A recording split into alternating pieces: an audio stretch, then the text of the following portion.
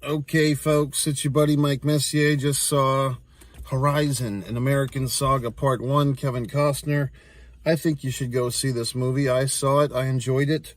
3 hours and 1 minute. Wow. Couldn't get it down to 3 hours, Kevin. But, yeah, very good, epic.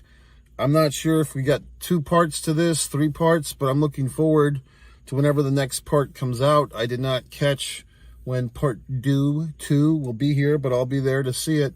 One minor complaint because of this Inside Out 2 crap movie, this child's movie, and what's the other big movie that's hogging up the big screens?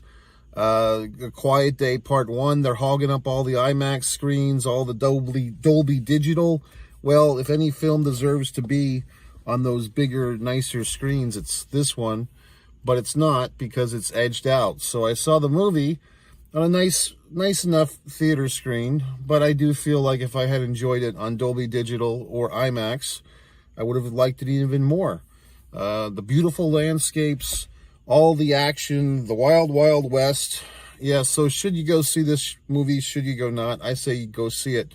Now, watching this film, I was thinking, when was this? I don't know if they gave an actual date or not. I was thinking it was like 1880s. Like 15 years or so after the Civil War. And then at some point in this film, some of the supporting characters are called to duty for the Union Army, okay, for the Civil War. So I guess that answers that question. So when did the Civil War start? Was it 1860 or 1861? Something like that. So now we know our time spot. I'm going to choke all goddamn night. So then it's like, what is Horizon? What is that? Well, if I got this straight, if I learned properly, there was this city in the Old West, which was basically sold, like property was being sold as if it was, the great gold mining. Go there and get rich and find your gold and settle and all that stuff. But the salesman didn't bother to mention, oh, by the way, there's these indigenous people, these Apache Native Americans or Indians, as the people said back then, that might kill you for coming into their property, their land with the buffalo and all. No buffaloes in this movie. I could have used a good buffalo scene. But basically, this is America, folks. Like the swindle, the con job. Oh, yeah, here's Horizon, this wonderful city just waiting for you fine folks to go out there. But we're not going to mention that these, Apaches might kill you. Now, early in the film, this is a very epic, it's almost, I don't watch Game of Thrones, Tits and Dragons, as I called it. But I know that there's multi-families and multi-tribes or whatever the fucks, all that horse shit. So in this, there are multiple stories going on at once that at times overlap, but I think in part 2, they'll really start to congeal. So we're kind of bouncing around from story to story with some stuff going on. And then, you just have to start somewhere. So we start with this scene, and I don't know if the question was answered, but this woman is taking this child back, which I don't know if it's her child or she's shooting and killing this guy. And then later on, it'll be revealed that he has this weird brother family, all these, hard-ass redneck fucks who are the brothers that are going to seek revenge. And I don't know if that boy is the child that she had with him or whatever the fuck. So she'll go off, and I guess she was a lady of the evening of sorts, and she'll find some simp to become her husband, and the brothers will come back. So that's one storyline. Then we have our buddy there, Kevin Costner, who's kind of just doing his thing.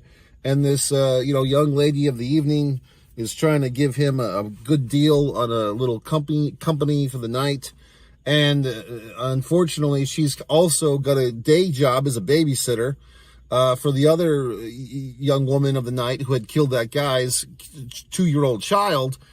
And so basically the brothers come back, and long story short, the parents of this little child get killed, and then the whore, the remaining lady of the night, shall I say, politically correct, she basically gets the offer from Kevin Costner, hey, look, I just killed this asshole to defend you, because I was just gonna fuck you, you know, as the prostitute that you are. But now these people, whoever were with this asshole, are gonna come and kill me. So if you want to hop on a horse and let's go. And she does go. So we have a little bit of that, a little bit of this. All these other stories going on. Sienna Miller is in this thing. Yeah, early in the film, there's this very wonderful face that this lady has. There's this big, you know, blood slaughter scene. And I was actually surprised, you know, I mean, to be honest with you, because I'm watching this, I'm like, oh, wow, the Native Americans or the indigenous people, they're kind of the aggressors in this scene. They're attacking all these Caucasians and one man of color, and they're attacking all these people and killing children and killing women and burning stuff and all this horse shit. And it's like, oh, but the Native Americans are being portrayed as like aggressive. Am I in the right decade? Is this John Wayne? Is this 1955? You know what I mean? Like, I was actually kind of shocked. Like this is cowboys and Indians, and the Indians are the bad guys for a scene. You know, but that's good old Kevin Costner. He'll figure it out, because, you know, what we do learn, and what, if you have half a brain, you know that, you know, two tribes go to war, you can only hope to score. I mean, it's just, you know, nobody's the good guy. Nobody's the bad guy. The indigenous people are trying to protect their land. They have all these pale faces coming in with their sticks to measure stuff, and they see them as the aggressor. And these white people, or these settlers, or whatever the fucks, they just think they're going to the promised land to find their way in the world, and they're not expecting to get a bow and arrow through their fucking chest. So, I mean, I'm watching this, you know, conflict from, you know, whatever the fuck 200 years ago, and, you know, call me an asshole, but I can't help to think about our world problems overseas, not here in the United States, but people are fighting religious wars, conflicts, land, territories, all these horrible things. People are dying brutally. And do we learn from these errors of humanity? Do we learn? No. We just repeat them. You know, the players change, but the stories remain the same. People will find a reason to kill each other, or whether it's religious disagreements or differences, or the promise of some eternal gift if you kill these other people, or land, or women, or whatever the fuck people are fighting over. They always find a reason to fight. You know what I mean? So it's just, we are our own worst enemy as a human species. We'll always find a way to kill each other and do horrible things to each other. And the Wild Wild West really was the Wild Wild West. But how much has fucking changed? Now we can just Twitter fuck about it. Now we can just Instagram about it. Now we can just see it on CNN or Fox News or whatever the fuck. But the human urge to self-destruct, to kill thy fellow man, remains strong. So it's horrible and it's god-awful, but yet somehow it makes a good movie, because, you know, we're far enough removed from it now.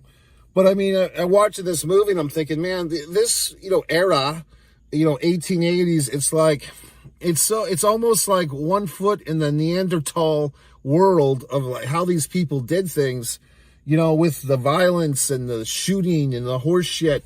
And, but then, like, the most advanced thing, like, the thing that they had then, that it's not quite as advanced as it is now, is the guns. Quite honestly, like, they had some pretty goddamn good guns back then. Granted, they weren't semi-automatics where you could fucking wipe out a whole bunch of people or whatever the fuck. But I mean, still, the guns that they had, the shotguns, the pistols, or whatever the fucks, they were pretty goddamn impressive.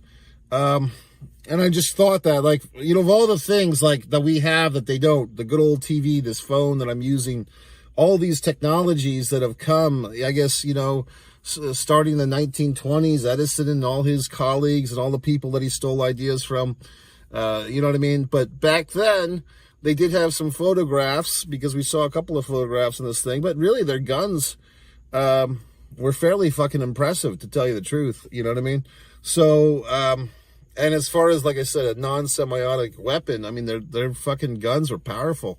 And the bow and arrow, of course, powerful. So, yeah, and then the prophecy, like the fucking Native American, I mean, I don't know what to say. Indigenous people, Native American, what do you want me to say here? But the guy is having a dream about his son and all this horse shit. I mean, it's very exciting. Was that, I was trying to stick around for the end credits, but the fiddle fucker who was cleaning the auditorium was trying to get in there. It looked like this young lady actress, very pretty. I thought was she Katie Holmes? Like a grown-up Katie Holmes, who we haven't seen in a while. I don't know if the Scientologist got a hold of her or whatever the fuck happened to Katie Holmes' career. But this woman played like the wife of this kind of self-indulgent yuppie couple who's going out to the wild, wild west, and the fucking husband considers himself an artiste for the newspapers, and he doesn't want to do the grunt work, and his wife is like this hootie tootie who's like, taking all the fucking drinking water to bathe outdoors nude, and then these weirdos are watching her bathe and, putting the husband in a tough spot because she thinks he's got to be this tough guy to defend her. Meanwhile, she's looking for trouble at every turn. And, I thought they'd be dead by the end of this fucking movie, like the end of part 1. I thought that couple, like, would be dead or something horrible would happen to them, and not yet, but we'll see the next one. So at the end of the movie, we kind of get, like, I assumed it was like a flash forwarding because we don't really have an ending to this. It was advertised as part 1. So we have what appeared to be a flash forward montage of exciting scenes from part 2. And like I said, I don't know if part 2 is the finality. Maybe that comes out for Christmas, who knows, or maybe the end of summer, I don't know. But it looked very good to me. Part 2 looked like all the montages we see. Do I have any other thoughts on this thing? I mean, that early shootout scene with the indigenous folks, the Apaches, I guess, attacking, because that's the thing, like, I assume they were the Apaches, but I don't know for sure because there was other, Native American tribes, I guess, and I don't know if whoever the fuck knows, but it's just bloody and gory. But I mean, like I said, it's they're in their mind, they're defending their right to live. So I mean, who's to say what's what? You know what I mean? But yeah, I mean, you see all this stuff like the father and son, and the son wants to fight and stand by his father, and the two women, the mother and daughter, who I didn't recognize, Sienna Miller. Nice to see her on Curb Your Enthusiasm recently. But she, very, like I said, attractive woman, face, wonderful face. And isn't she like Australian or British or one of those things? But she was in this, and she and the daughter are like hiding underneath the ground and like breathing through a fucking rifle and shit. So it's just amazing. And, to be honest with you, women at the time, as portrayed, I think, with a delicate touch in this film. I mean, Sienna Miller's character, whatever the name was, she loses her husband early in the movie, loses her husband, loses her son.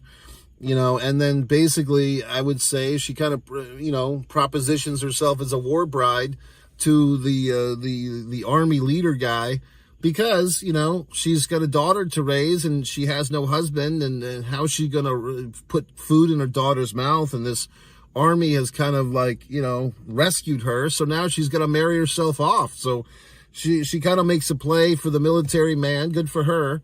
Because to be quite, brutally sad and honest, I mean, women couldn't run a Revlon corporation back then, or they couldn't be an Instagram model, or they couldn't be a librarian, or whatever the fuck. They couldn't do all these wonderful things they couldn't be vice president of the United States of America like women can now. They didn't have their liberation. They couldn't vote. So, I mean, the women, at the time kind of had to do what they had to do. So for this lady, I mean, she's a widow now. And she's got a daughter to raise, and she's still highly attractive, obviously, because it's Sienna Miller playing the part. So she has to essentially make herself beautiful for this military guy, and of course she does. And then you'd probably expect that her young daughter, who's probably 13, 14 years old, she's kind of, this becomes like the camp kid, but even her character seems very fond of one of these soldiers, gives him a little patch of her blanket or whatever the fuck, and then is encouraged to give a little patch of the blanket to all the soldiers to come back, like tie a yellow ribbon. So, I mean, in reality, she would probably be married off to one of those soldiers if he were to return, because that's how things were back then, okay? Things were just different. People didn't live very long. I mean, they lived to 40 or 50, and you might get malaria, or you might get some whatever the fuck disease. So, I mean, just things were different. So I don't know. I liked the movie a lot. I enjoyed it. I mean, this is, felt like 1994, Kevin Costner. I mean, it's just like the guy went in a fucking time machine and went back to his prime time, his Bull Durham, his Build It If You Will Come, or Come If You Will Build It, Field of Dreams, Dances with Wolves, whatever the fuck else. I mean, just Kevin Costner at one time, folks, he kind of had that spot, like the Tom Hanks spot, or I don't want to say Tom Cruise. Tom Cruise is kind of at a different level in a sense. But there was like a spot where you had like maybe Tom Hanks or even a Billy Crystal or Kevin Costner, where like it's like this guy can do no wrong. You know what I mean? And at one time, Kevin Costner was that guy. And now, to be honest with you, as famous and popular as he is, I wouldn't say that The Rock, Dwayne Johnson, has ever done that. I mean, because maybe for a little while, but I mean, Black Adam was a big flop, and he's had other flops. But there has been times when, like, one particular person, I guess you could even say John Travolta in the late 90s kind of had a couple of years like that, where, like, one particular actor is, like, the go-to machine of money. And, at one time, and critical acclaim as well. So I think Kevin Costner and Tom Hanks, the Billy Crystal didn't really do that. He wasn't like a Oscar-winning guy, but he was more like an Oscar host type of guy. But he had like his When Harry Met Sally and his whatever the fuck, his City Slickers. But with Kevin Costner, god damn it. I never saw The Postman, whatever the fuck, El Postino, never saw that one. But Dances with Wolves and all this horse shit. I mean, it's just nice to see Kevin Costner have a wonderful, return to the epic. And also, our buddy there, Luke Wilson, not Owen Wilson, but Luke Wilson, who we kind of forget about.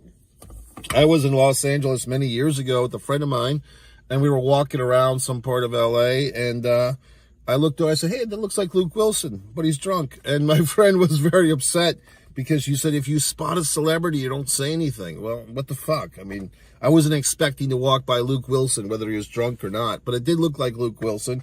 And the individual did look a little drunk, but who the fuck knows? It may be just some guy who looked like him. Who the fuck cares? But I thought that this movie, and also one of my LA memories, I thought I saw Halle Berry walking a dog in Los Angeles once, so who knows? But a very exciting movie, very good entertainment. If you do go to this thing, I would say try to get into the theater. Don't watch it on streaming. Don't be that asshole that says, oh, I'll just wait a couple of weeks to watch it on streaming. Don't be that piece of shit. Go to the fucking theater. Get yourself one of these goddamn subscriptions. I'm always telling you about AMC, Cinemark, Regal. Have all these wonderful monthly subscriptions. I tell assholes this all the time, and yet they still pay full price, and they still complain about the price, even though I tell them this every fucking goddamn time. In the meanwhile, for any of you fucks that may have noticed, your buddy Mikey Messier is officially kicked off of Facebook. They flagged me or whatever the fuck for sharing copyrighted material. But the reality is, I mean, there's so many assholes on Facebook that are sharing all types of treacherous things. You know what I mean? So, I mean, sometimes I do these little Facebook shorts using music that Facebook puts in there. Sometimes I'll copy and paste a link. But, I don't know what the fuck they're talking about because I was certainly not profiting from anyone else's material. But usually I'm just streaming my own shit, not somebody else's shit. So I don't know. I don't know what the fuck their problem is. But for the time being, all 3,500 of my Facebook friends might be wondering, well, gee whiz, what happened to your buddy Mike Messier? Well, here the fuck I am. You can tell people, if you happen to be one of the inside elite who know me and know these people, and they say, well, gee whiz, what happened to Mike Messier? You say, well, gee whiz, he's fine. Just Facebook fucked him in the ass. That's all. So anyway, folks, it's your buddy Mike Messier. One Man in the Camera Films is my wonderful YouTube channel for my films. One Artist, Mike Messier, for my wonderful art. Fighter Play Basketball, my award, well, it's not an award-winning novel, but my wonderful novel. Shtick Man recently won a nice comedy award from the Alternative Film Festival.